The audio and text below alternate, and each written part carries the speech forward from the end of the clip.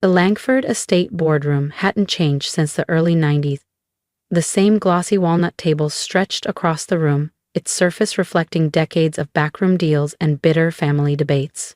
The walls displayed photos of charity galas and business milestones, portraits of pride and polished façades. I wasn't in any of them. My name is Rachel Langford, though at family functions I'm mostly referred to as the one who bailed. I'm 33 now, but to them I'll always be the rebellious 20-something who rejected her inheritance to chase pipe dreams in tech. As today's urgent family summit had been called at the Langford vineyard in Napa, supposedly to address financial adjustments. What they didn't know was that the vineyard and the entire Langford portfolio was already under new control. Mind. I sat at the far end, unassuming in a navy blazer, listening as my Uncle Gerald huffed through his quarterly slideshow. "The numbers are dismal," he grumbled, slapping his palm against the screen. "We're bleeding cash across every division." My cousin Drew, fresh out of Wharton and already a senior VP, rolled his eyes. "It's a rough patch. We'll recover, the Langfords always do." If only he knew the board now took its marching orders from ArcLight Holdings, a firm I built and used to gain quiet, complete control of Langford & Co. through shadow subsidiaries and discrete acquisitions. "The logistics division is worthless," my older sister Claire chimed in, barely looking up from her gold-plated tablet. "Might as well sell it for scraps." I bit the inside of my cheek to stop from laughing. The logistics unit was the most promising tech-adjacent asset we had. Under ArcLight, we'd embedded AI-driven systems that were already drawing investor attention in Silicon Valley. "What's so funny?" Gerald snapped, glaring down the table. "You find the situation humorous, Rachel?" The room tensed. Even Claire paused mid-scroll. "I was just considering solutions," I said evenly. Gerald scoffed. "Solutions? From you? The one who walked away from the family trust to play founder in some garage?" They had no idea. But they were about to. 5 years ago, I turned down the position of brand strategy director, a fancy title with no real power. It was a pacifier, a distraction to keep me from asking too many questions, while my cousins played executives. Instead, I took my inheritance and founded ArcLight Holdings, targeting tech-based turnarounds and hidden value acquisitions. I leaned back slightly in my chair. "I do have some experience in corporate restructuring," I said evenly. Drew chuckled. "Experience? You mean your little startup in a co-working space downtown? This is Langford & Co., Rachel. It's a billion-dollar legacy. Leave the serious work to the professionals." I almost laughed. My real office spans the top 3 floors of the Monarch Tower, an elite space they've never been invited to. The shared workspace was a ruse, a calculated move to stay underestimated. My father, seated quietly at the side, shifted. He'd stepped down as CEO last spring, yielding control to Uncle Gerald despite my warnings. Dad never had the spine to challenge his older brother. "Rachel's company, ArcLight, has done well," he said hesitantly.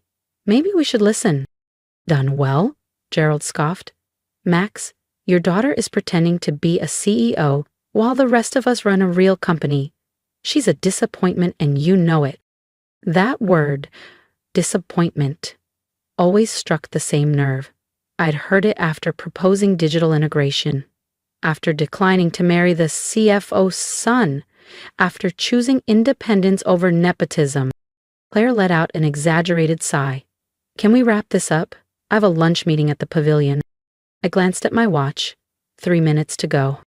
The acquisition paperwork was already signed. Langford & Co. would officially become a subsidiary of ArcLight Holdings before their dessert menus arrived. "The logistics division isn't the problem," I said, locking eyes with Gerald. "Your entire model is obsolete.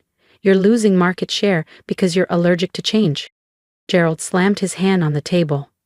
"I've run this company on your grandfather's principles: discipline, tradition, control." I thought of my grandfather, the bold strategist who pioneered hybrid shipping lanes before it was mainstream. He would have backed me, not clung to outdated methods. "And that," I said quietly, "is why you're failing. The world evolved. You didn't." But Langford & Co. is crumbling because you're too arrogant to adapt, I said, my voice low but steady. Enough, Uncle Gerald bellowed, his face turning a shade too close to crimson. You lost the right to criticize this company the day you walked away. You're worthless to this family, worthless to this business. Before I could reply, the door burst open. Gerald's assistant, usually composed, looked pale and breathless. Sir? Mr. Langford, she stammered. There's an emergency call from the board. Arclight Holdings has just acquired controlling interest in Langford & Co. Silence shattered into chaos. Drew dropped his luxury pen onto the floor with a sharp click. Claire's tablet slipped from her hand and hit the table with a dull thud. Gerald stood frozen, jaw working soundlessly. Arclight? My father whispered, blinking. But that's mine, I finished, rising to my feet. Though its full name is Arclight Global Strategies. We're the largest digital transformation firm in North America, specializing in revitalizing stagnant corporations like this one. Silence fell again, this time heavier. Years of condescension, eye rolls, and hushed gossip about my failed detour had all led to this. That's impossible, Drew said hoarsely. Arclight's a multi-billion-dollar group. You just ran that tiny startup? I pulled out my phone and mirrored the Arclight website onto the conference screen. There it was, my photo under founder and CEO, our global footprint, our financials, and the official acquisition announcement. That tiny startup was a front, I said, locking eyes with them one by one. It kept you underestimating me while I built something world-class. Claire was pale now. What happens to the logistics division, she asked. It will be restructured along with everything else, I replied. The board meeting in 10 minutes will confirm me as CEO. And the press release hits every outlet at noon. You can't do this, Gerald growled, his voice finally returning. We're family. I let out a quiet laugh. Was it family when you called me worthless? When you buried every idea I brought to the table? When you handed power to the least qualified simply because of their last name? My father slowly stood. Rachel, please. Let's talk. We can fix this. I met his eyes. I already have. If you've ever been called worthless, only to rise higher than anyone imagined, hit that subscribe button, because Rachel's story isn't over, and the next boardroom battle is one you won't want to miss. We could have talked years ago, I said, cutting off my father's shaky attempt at reconciliation. You could have listened when I warned you about Gerald. When I showed you how to save this company before it hit free fall, but you made your choices. Dismissive uncle, silent father, entitled cousins. I straightened. Now I'm making mine. The assistant lingered nervously in the doorway, clutching a press folder. Ma'am, the media's already calling. They're requesting a comment on the acquisition. Gerald slumped into his chair, the last of his bravado draining away. Comments, he muttered. What am I supposed to say? That my worthless niece just bought us out? I smiled, stepping forward. Not worthless anymore, am I? I paused. I'm your boss. The room erupted. Claire burst into tears. Drew barked orders into his phone, shouting for legal counsel. Gerald looked like he was trying not to collapse. But I wasn't finished. I walked to the head of the table, his seat, now mine, set down my laptop and opened the restructuring files. Let's begin. I have a few thoughts about revamping the logistics division. The same relatives who once laughed behind my back now sat in stunned silence as I outlined my vision. My company. My rules. The disappointment had just taken command. The board meeting that followed was swift. My majority ownership left no room for debate. By noon, the press release was live. Langford & Co. stock surged 15% within minutes. The market had spoken, and it welcomed change. My family, however, was in pieces. This is illegal, Gerald thundered, pacing the boardroom like a caged bull. You had to cheat somehow. Everything was by the book, I replied smoothly. Maybe if you'd read those quarterly reports instead of giving keynote speeches at golf retreats, you'd have noticed Arclight buying up stock. Claire was texting her legal team in a panic. It was pointless. I'd sealed every loophole. Your Chief Innovation Officer title is revoked, I added calmly. And Drew's VP role? Terminated. You can't fire us, Drew shouted. We're Langfords. So am I said, cool and clear. The Langford you all called worthless? How does it feel, I asked quietly, to be fired by someone you all called worthless? My father sat silently in the corner, shoulders slumped. He looked older than I'd ever seen him. Where did we go wrong, he muttered. How did we not see this coming? You saw what you wanted to see, I answered. A difficult daughter who wouldn't follow the script. It never crossed your mind that I wasn't rejecting the game. I was rewriting the rules. At that moment, my assistant Catherine stepped into the room. Ms. Langford, the transition team is standing by. The auditors are ready to begin. Uncle Gerald visibly paled. Auditors? Of course, I said, smiling. We'll need to assess the full extent of damage your leadership caused, starting with those club memberships charged to corporate, personal expenses disguised as business development, and those generous loans to family members. Gerald's mouth opened, but no words came. You tear apart your own family, Claire whispered. You never treated me like family, I replied. You treated me like a liability, a stain to be hidden or controlled. Now you'll finally know what it's like to have no control. My phone buzzed.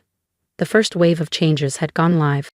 Catherine, please have security assist my family. They'll need to vacate their offices immediately. This isn't over, Gerald barked, though his voice shook. The family won't stand for it. The family, I said evenly, sold their shares years ago.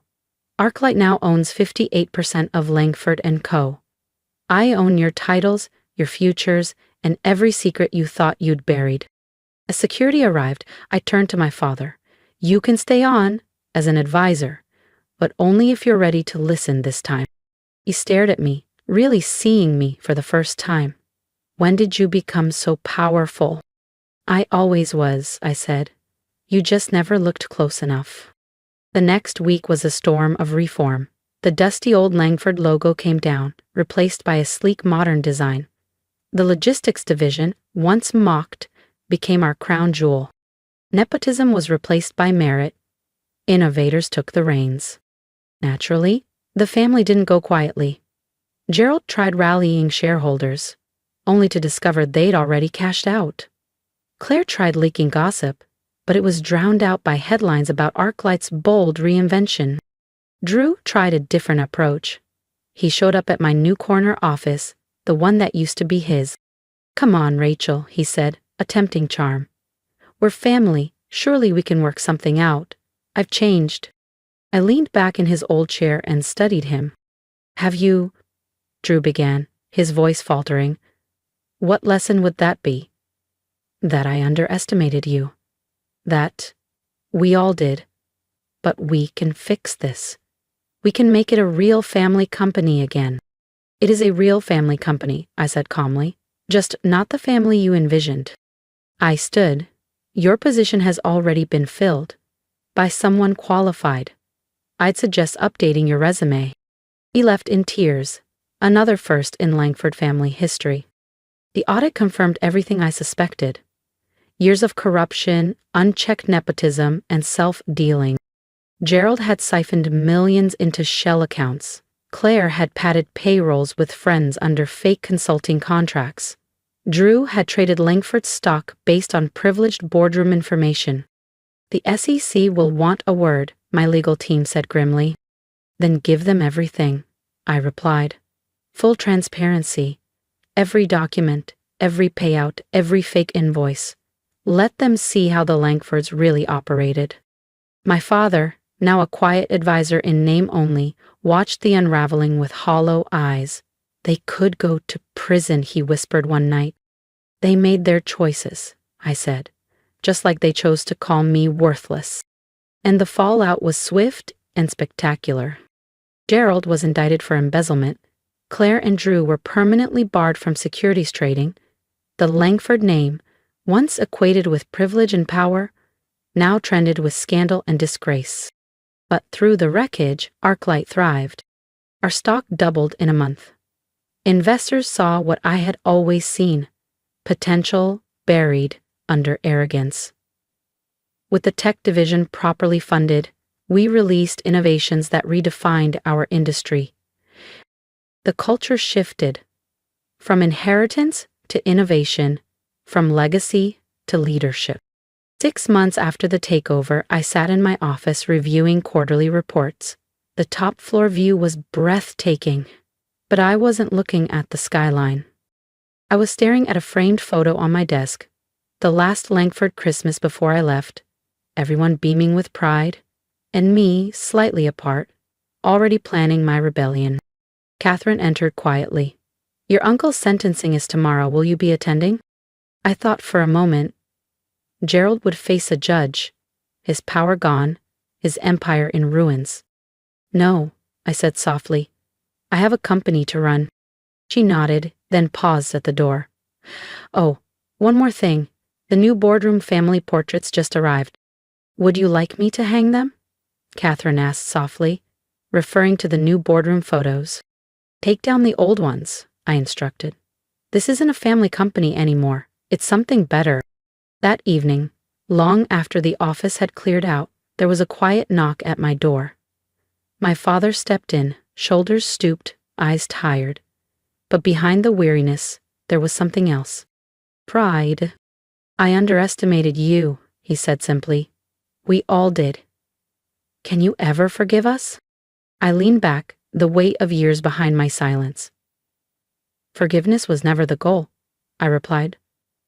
This wasn't revenge. It was about showing that success doesn't have to come from tradition, that worth isn't defined by legacy. He nodded slowly, the truth finally settling in. "The company, what you've done with it, it's extraordinary." "It always could have been," I said, "but none of you were willing to see past the old way." He turned to go, then paused. "For what it's worth, I'm proud of you, even if I don't fully understand how you became this person." "I always was," I said quietly. "You just never looked close enough." After he left, I stood at the window, watching the city twinkle beneath the dark Napa sky. Somewhere out there, my relatives were bracing for Uncle Gerald's sentencing. Elizabeth had listed her penthouse. Drew was submitting resumes for jobs he used to laugh at. But I wasn't thinking about them. I was thinking about the future, about a company unburdened by legacy, free to innovate, to rise. The worthless daughter was now the most valuable Langford of all, and she was only just beginning. Catherine's voice buzzed through the intercom. "Your 7 p.m. is here.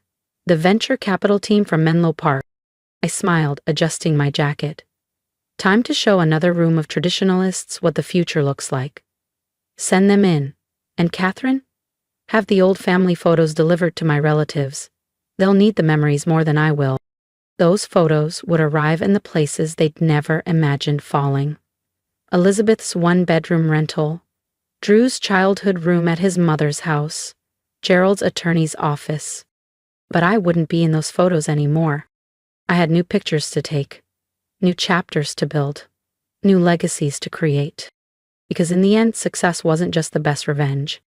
It was the life they never thought I could build, lived boldly, in full view. If you've ever been overlooked, underestimated, or told you weren't enough, this story is for you. I was once the worthless one too, but I turned doubt into drive and built something undeniable. I'd love to hear your story. Drop a comment below. Tell me about the moment they dismissed you and what you did next, or what you plan to do. Because success isn't about revenge, it's about reclaiming your voice. And if my journey resonated with you, hit that subscribe button. Let's keep building a community of quiet strength, bold ambition, and unstoppable resilience. Your comeback starts now.